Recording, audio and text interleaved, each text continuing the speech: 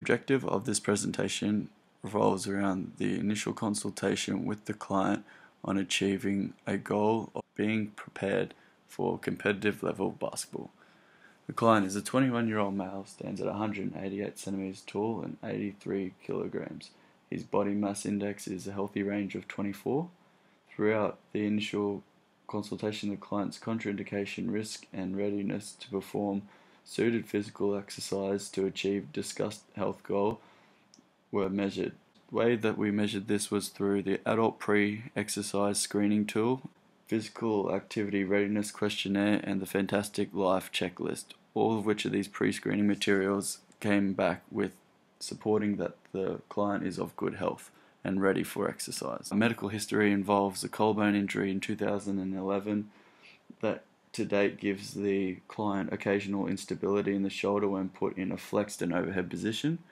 The client also currently plays Australian rules competitively, plays basketball socially, and does full body resistance training 2 to 3 times a week. The client's overarching goal was to prepare for competitive level basketball.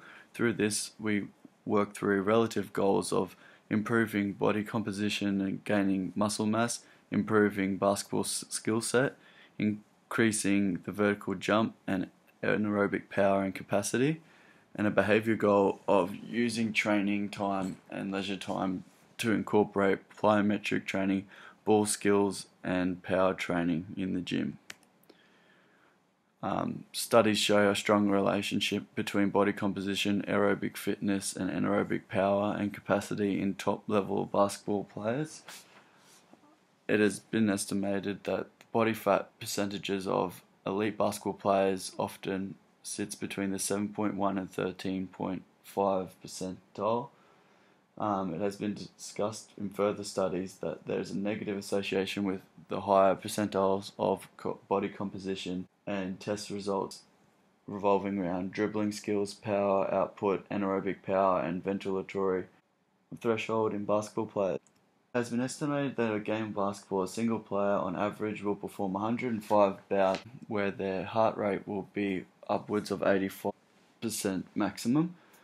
They will cover over 991 meters and execute 50 changes in speed and direction, as well as perform 40 to 60 maximal jumps. This information provides reasoning that basketball game relies heavily on anaerobic power and capacity of each player as an individual. Other studies have shown that players with greater anaerobic capacity can produce mechanical work more efficiently and achieve greater performance outcomes in the game of basketball.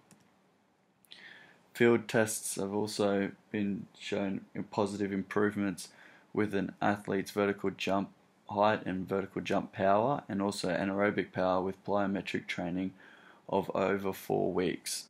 Within plyometric training, it has been also shown more beneficial to include depth jump training for the clients aiming to improve their vertical jump, as we are with this client.